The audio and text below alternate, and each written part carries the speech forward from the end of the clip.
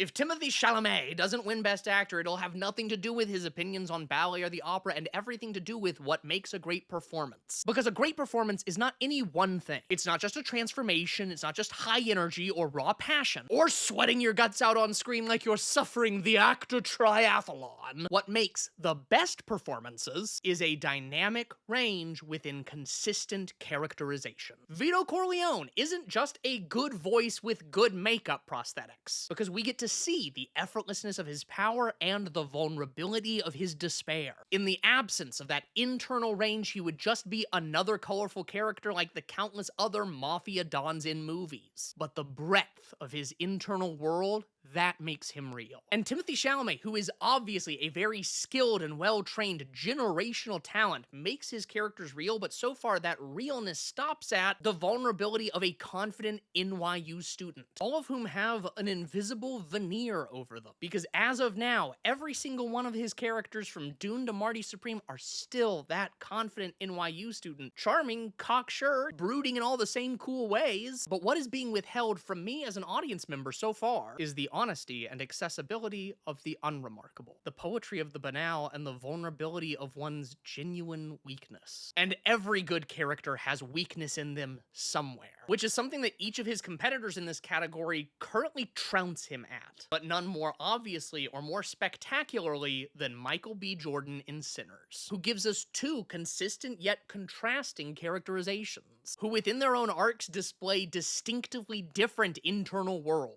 and therein completely unique emotional life. Smoke and Stack are happy differently, are frightened differently, are confident and deflated and vengeful, both believably and consistently, but also entirely unique to themselves. And we get to see and are invited into the breadth of both of them. By the end of the film, we know both these men, their individual dreams, insecurities, weaknesses, and problem solving, and how differently they react in both victory and defeat. So perfectly and fully that neither of these characters are Michael B. Jordan as so-and-so, the way in contrast we talk about Timothée Chalamet in Marty Supreme, but instead get to be, in their fullness and realization, just Smoke and Stack. Two characters cracked from the marble and existing in unmistakable totality by the rightful Best Actor of the Year. But I'm not worried about Timothée Chalamet. He has more acting talent than most actors dream of having, and he will get his chance someday. I just hope it's after he strips away his natural confidence and shows us a little bit more of the smallness we all have inside.